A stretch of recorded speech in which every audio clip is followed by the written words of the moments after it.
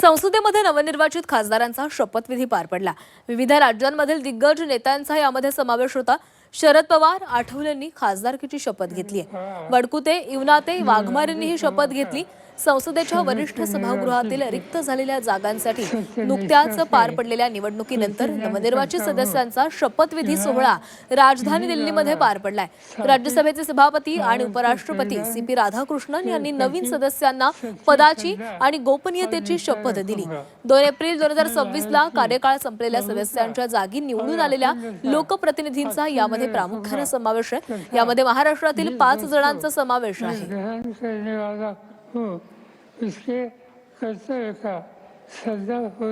आणि या शपथविधीनंतर ज्योती वाघमारे यांच्याशी बातचीत केलेली आहे। आमच्या प्रतिनिधींनी पाहूया।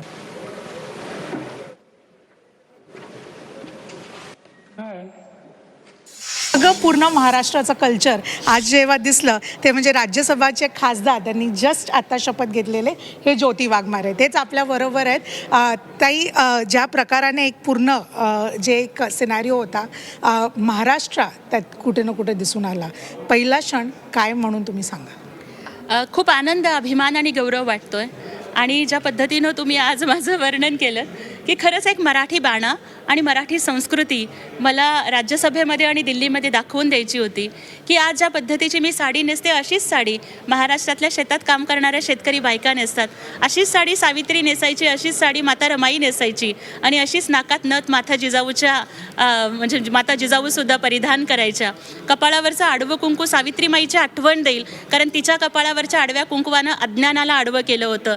आणि ही चंद्रकोर माता जिजाऊच्या प्रति मानाचा मुजरा करते, कारण त्यांच्या शौर्याने आम्हाला लढाईची प्रेरणा दिली होती। बाबासाहेबांचं संविधान, शिवरायांचा स्वराज्याचा विचार घेऊन आज संसदेपर्यंत पोहोचतीये। पाठीशी अनाथांचा नाथ एकनाथजी शिंदेसाहेब पहाडासारखे उभे आहेत, आईवडील सोबत आहेत, खूप गरीब कुटुंबातून आले ताई। स्वप्नातसुद्धा कधी वाटलं नव्हतं की राज्यसभा आणि दिल्ली बघेल, पण म्हणतात ना की सामान्यांना असामान्य करणारं नेतृत्व एकनाथजी शिंदे साहेबांचं आहे। त्यांनी माझा संघर्ष पाहिला, त्यांनी माझे कष्ट बघितले, माझं शिक्षण बघितलं आणि एका गोरगरिबाच्या लेकीला, मागासवर्गीयाच्या लेकीला, भीमराज के बेटीला राज्यसभेपर्यंत पोहोचवलं। कृतज्ञता व्यक्त करते त्यांच्याप्रती आणि एकच शब्द देते की लढत राहीन आणि तुमचा विश्वास सार्थ ठरवेन। व्हिडिओ जर्नलिस्ट मोहित कुमार बरोबर मी उर्वशी खुना, झी मीडियासाठी।